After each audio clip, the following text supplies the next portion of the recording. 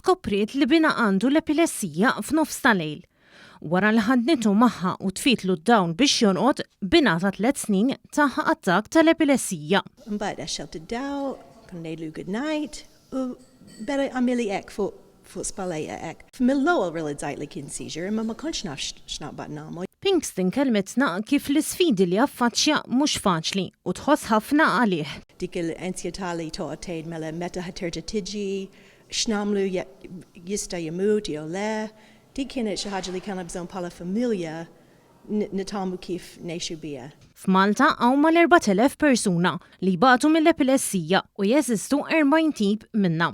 L-epilessija hija kundizzjoni fis-sistema tan-nervituri tal-bniedem fejn il-moħħ jibgħat messaġġi li mhux suppost. Intant, l-om li tara li l-bina jgħix fl-epilessija saħet fuq it-teħid tal-mediċina b'mod immedjat. Dik hija problema għandna bżonn nissolvija għax suppost il-mediċini li għandhom bżonn fil-5 minuti wara seizures. Mort nidri hemmhekk u tajtu l-mediċina, imma dik mhi xi ħaġa sabiħa li toħossok dik il-peace.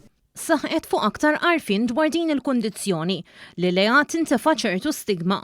B'afsa ta' qalb għaltinna hekk. Kienu jibżaw minnu, kienu jipprovaw biex jimur fuq il-naħa l-oħra ta' korridor biex ma jimxux ħadeħ fil-kas li forsi ħakollu seizure. Ġifieri beżaw.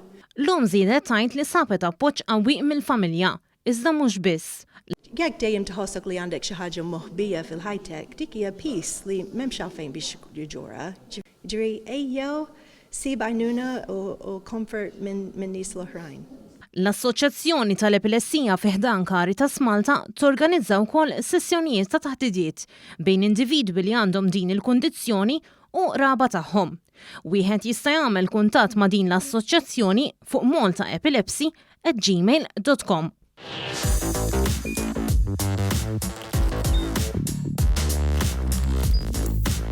Idħol fuq one.com.mt u hemmhekk tista' tara l-programmi kollha li jxandru fuq One permezz ta' One Play.